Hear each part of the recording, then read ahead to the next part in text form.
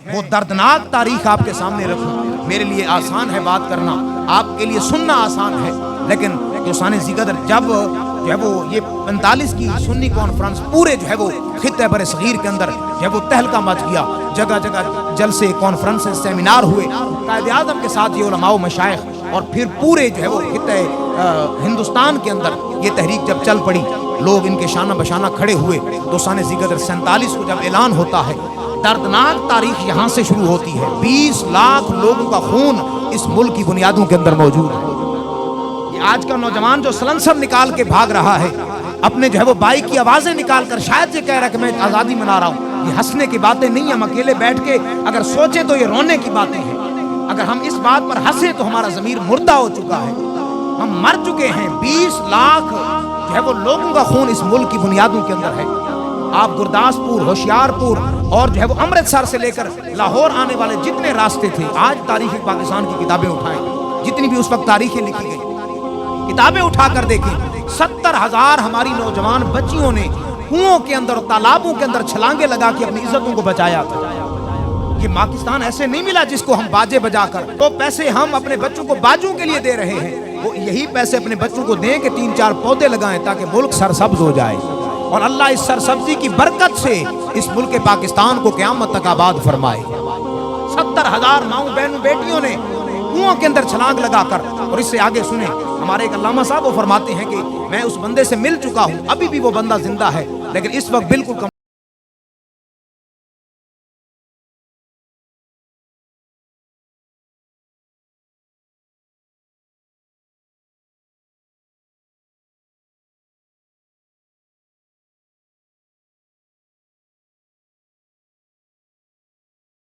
कहते जब मैं करीब गया तो मैं देखा कि वो अपने पैरों से ना पाँव के साथ किसी चीज के साथ खेल रहे हैं, पैर मारते हैं, वो चीज इधर चली जाती इधर चली जाती। कहते मैं बड़ा हैरान था कि बाल तो नहीं है। कहते वहां वो चीज जो है दूर से जो नजर आती थी उसका ढेर लगा हुआ था।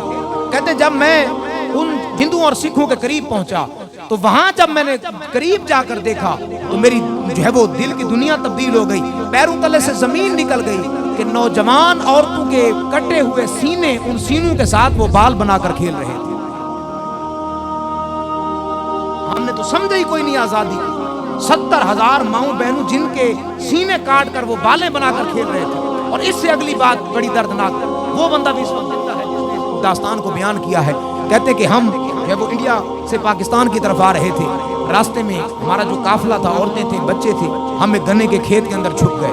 ये बात आसान है बयान करना मेरे लिए, आप भी सुनेंगे, थोड़ी देर के लिए सख्ते में आएंगे, लेकिन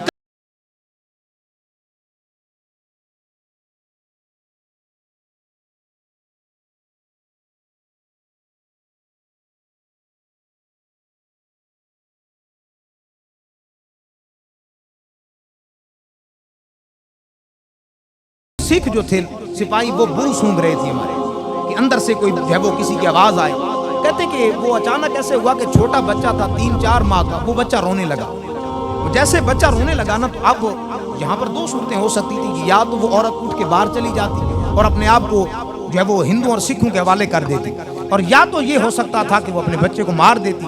और जवान कहते हैं आज भी जब मैं इस बात को याद करता हूँ तो लरस जाता हूँ कि उस माँ जब वो बच्चा रोया ना तो सारे वो काफिले वाले उस औरत की तरफ देखने लगे, जब वो हैरान को नजरों से, मतलब ये था चुप कराओ।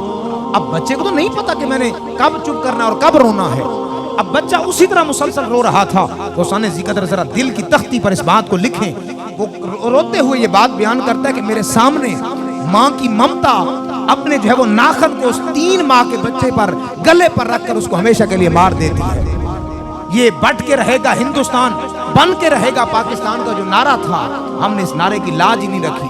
एक औरत जो है वो सिख के सामने है, नारा जुबान पर, बन के रहेगा पाकिस्तान, बट के रहेगा हिंदुस्तान, ये नारा लगा रही थी। सिख सामने आया, उसने उसके बच्चे को पकड़ा, कहा मार दूंगा। कहा ये छोटी सी बात है, अगर मेरे बाद वाले अगर सुख का सांस ले तो मैं हजारों बच्चे कुर्बान कर दूं। अब मेरे लिए आसान है बयान करना। उस बच्चे को पकड़ा सिख ने, और उस बच्चे के अब 4 माह 5 माह का कितना बच्चा होता है, सिर्फ जो है वो गोश्त का लोथड़ा सा होता है, 4-5 माह के बच्चे को सिख ने पकड़ा और अपना जो वो नेजा उसके अंदर डाल करके उसे उठाकर जमीन पर मारा। अब माँ की आंखों के अंदर खून भी है और रो कर कहती है बन के रहेगा पाकिस्तान। हमें तो कदर ना हुई, हमने कदर ना की। तो साने जिक्र ये मुल्क पाकिस्तान इसलिए नहीं बना था। हजारों ऐसी दास्तानें हैं, हम सुने और पढ़ें तो लरस जाएं।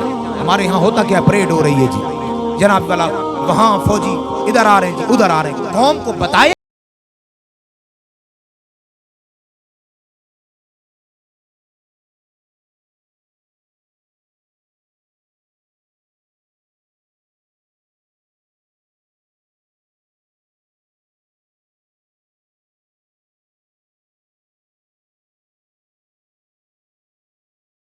चढ़ गया। वो सिख थे, उन्होंने रात को पकड़ कर अपने पास रख लिया। कहते हैं चले सुबह अपनी आर्मी के हवाले करेंगे। कहते हैं रात के पिछले पहर का जब वक्त हुआ, पिछला पहर जब हुआ तो अचानक मेरे कमरे के अंदर रोशनी आई। एक बुढ़िया करीब आई, कहा कि नौजवान शर्म नहीं आती, स्मगलिंग करते हो, मुल्क पाकिस्तान से धोखा करते हो। क्या हमने पाकिस्तान इसलिए बना कर दिया था कि तुम स्मगलिंग करो, तुम इस मुल्क के साथ जो है वो नाइंसाफी करो, बेवफाई करो। वो नौजवान रोते हुए कहता है कि बुढ़िया पहली बात तो ये कि पाकिस्तान आपने नहीं बना के दिया, पाकिस्तान तो हमारे बड़ों की कुर्बानी की वजह से बना है, और तुम किस लिए कह रही हो कि हमने पाकिस्तान। और दूसरी बात है मैं स्मगलर नहीं हूँ, मैं फौजी हूँ, गलती से जो बॉर्डर क्रॉस कर लिया है, इन्होंने पकड़ लिया है। वो बुढ़िया रोने लगी और करीब आकर कहती है बेटा क्या समझते हो, जब तकसीम पाकिस्तान हो रही थी मैं वो बदनसीब थी जिसके काफिले के 15 से 20 अफराद थे, सबको इन्होंने मार दिया और तुम बच्चियों को मार दिया। मैं वो बदबख्त थी, बदनसीब थी जिसको उन्होंने पकड़ लिया और पकड़ के फिर एक सिख के साथ शादी कर दी। आज मेरे 5-7 बच्चे हैं। लेकिन सुन, अल्लाह ने इस मुल्क पाकिस्तान को कितना वकार और कितना इज्जत वाला बनाया है। और मैं सुन, आज भी जब मेरे बच्चे बीमार होते हैं मैं पाकिस्तान का नाम लेकर दम करती हूँ, अल्लाह उन्हें शिफा अता फरमा देता है। हमें तो कदर भी ना हुई। और ये खित्ते अर्ज जो है, मेरे महबूब अलैहिस्सलाम फरमाते अतियब रीहिन फी अर्दिल हिंद, मेरे सहाबा मुझे हिंद की सरजमीन से खूबसूरत हवा आती है, खूबसूरत खुशबू आती है। इकबाल बोला मीरे अरब को आई ठंडी हवा जहां से, मीरे अरब को आई ठंडी हवा जहां से, मेरा वतन वही है, मेरा वतन वही है। दिल्ली से एक ट्रेन चलती है और वो चलते हुए जब शहर कराची पहुंचती है तो पूरी ट्रेन में से सिर्फ 8 बंदे जिंदा रहते हैं। किसी का गला नहीं है, किसी का सर नहीं है, किसी का सीना नहीं है, किसी के जिस्म का कोई आज़ा नहीं है। दोस्ताने ज़िक्र ये मुल्क हमें आसानी से मिल गया, इसलिए हम आपने मैंने बाजे बजाकर बच्चों को जो है वो ले दिया, चलें जी वो सारा दिन जो है वो दिमाग खपाते रहेंगे। ना मेरे भाई, ये मुल्क बाजे बजाने के लिए नहीं आया था। मेरे महबूब अलैहि सल्लम का मुबारक तरीका था कि जब भी रब की तरफ से कोई नेमत मिलती हुजूर सर सजदे के अंदर रख देते। ये मुल्क रब तबारक व तआला की तरफ से तोहफा और इनाम है और एक मौजज़े के तौर पर मिला है। 27 रमज़ान थी, जुम्मतुल मुबारक का बाबरकत दिन, रमज़ान की बाबरकत घड़ियाँ थी जब ये मुल्क अल्लाह ने तोहफे और इनाम के तौर पर अता फरमाया।